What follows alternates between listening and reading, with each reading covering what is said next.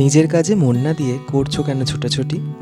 যেটা আছে তোমার কাছে সেটাই তো অনেক দামি। আমরা ভুলে যাই আমরা ঠিক কোন কাজটা করতে খুব ভালো পারি। আসলে আমরা জনপ্রিয়তার লোভে সবসময় ছুটে বেড়াই কম্পিটিশানে। ভাবি যে কম্পিটিশান করলেই হয়তো লাইফে একটা বেস্ট জায়গা অ্যাচিভ করতে পারবো। কিন্তু আদতে আমরা নিজেদেরকেই নিজেরা হারিয়ে ফেলি। কখনো কখনো একটু নিজেদেরকে প্রশ্ন করে দেখো তো, যে কাজটা তুমি করছো সেটা কি তুমি আদৌ ভালোবাসো? সেটা কি তুমি মন থেকে করছো? কাউকে হিংসা করে কখনো এগিয়ে যাওয়া যায় না। তুমি যদি কাউকে হিংসা করো, তুমি নিজে কষ্ট পাবে।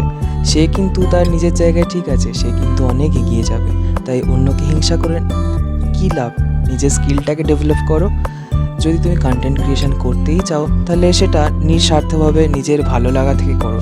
টাকা ইনকামের লোভ বা টাকা ইনকাম হবে এই আশায় যদি তুমি কন্টেন্ট ক্রিয়েশন করতে শুরু করো, দেখবে একদিন ঠিক তুমি ফেলিওরই প্রমাণিত হবে। কারণ এটা কারোর 5 বছর লাগে, আবার কারোর 5 মাস। তো টাইম কনজিউমিং তো অবশ্যই। তুমি আজকে পড়াশোনা শিখে যদি চাকরিই করো, তুমি ভাবো না সেখানে তুমি 24টা বছর জীবনের একটা পড়াশোনার মধ্যে দিয়ে তবে একটা ভালো চাকরি পাচ্ছ। তাহলে তুমি সেই জায়গায় এক্সপেক্ট করো কী করে যে কন্টেন্ট ক্রিয়েশন করতে 5 মাস 6 মাসের মধ্যে তুমি একদম সাকসেস পেয়ে যাবে?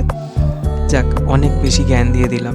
এগুলো আমার জাস্ট সেলফ রিয়েলাইজেশান, যেগুলো তোমাদের সাথে একটু শেয়ার করলাম। আর ভিডিওটা যদি ভালো লাগে তাহলে সাবস্ক্রাইব করে দিতে পারো। কোনো বাধ্যবাধকতা নেই যে করতেই হবে।